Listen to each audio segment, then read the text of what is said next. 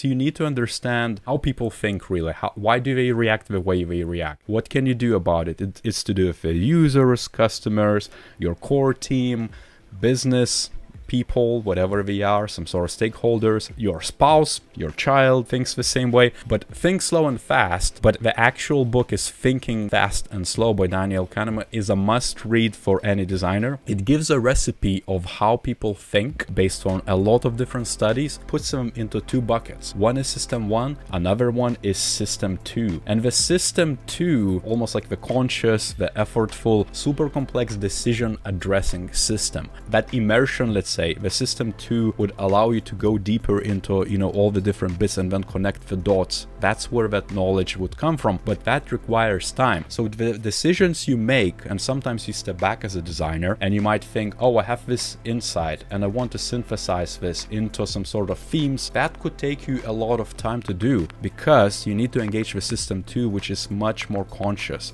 It's not like intuition based. It's not something you can just snap your fingers and say, well, my gut feel says this. And that, as a segue, is about the system 1. System 1 is the decisions we make really fast. A decision, for example, if you saw a notification on a YouTube right now which said vaexperience just went live, that probably decision to join or not join would be very fast and very intuition based, and based on if you liked my previous material, if you liked something else, maybe you have something else to do, that would be activating the system 1. So the decisions you or your users or any other human being or probably any other mammal does immediately and makes them like click off the fingers are system 1. The slow decisions are the system 2. Why does it matter so much? For example, if you are dealing with a user and you are doing user testing, user research effort, interviews, ethnographic research, and you're observing and you ask them a question and their immediate answer is something like super snappy, yes, I do this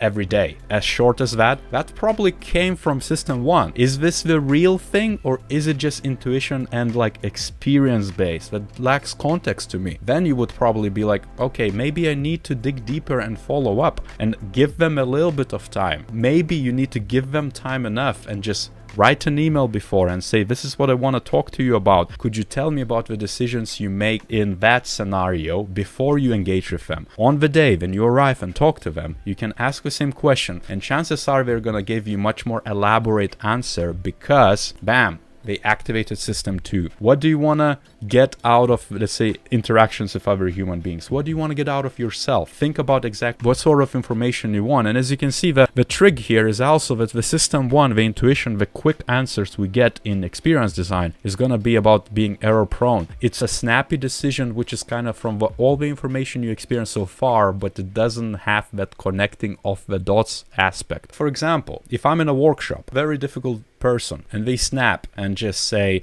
oh, I don't care about this. Where does it come from? Where do you think that reaction came from? I can guarantee it's from system 1. Maybe there's a better way to interact with that person. Maybe it's a better follow-up. Maybe give them time to process it, come back to them and say, well, the user research says this. How about we do this? What do you think about that? Give them time, give them space. Then they're going to engage system 2, give you a better answer. And that's why if you know about it, you can forgive a lot of things and you can then push the egos away. You cannot get inflamed. You don't have to get into arguments. You don't have to even think twice. You can just be like, okay, I understand that this is probably not what they actually mean. This is not what they actually are. Let's revisit it later on or maybe approach in a different way. And this can be applied to any scenario where you deal with humans. Make sure to pick up the book because there's a lot of examples. I mean, ultimately, it's the framework which can transform the way you interact with other people and influence other people. Because let's face it, UX is all about human experiences and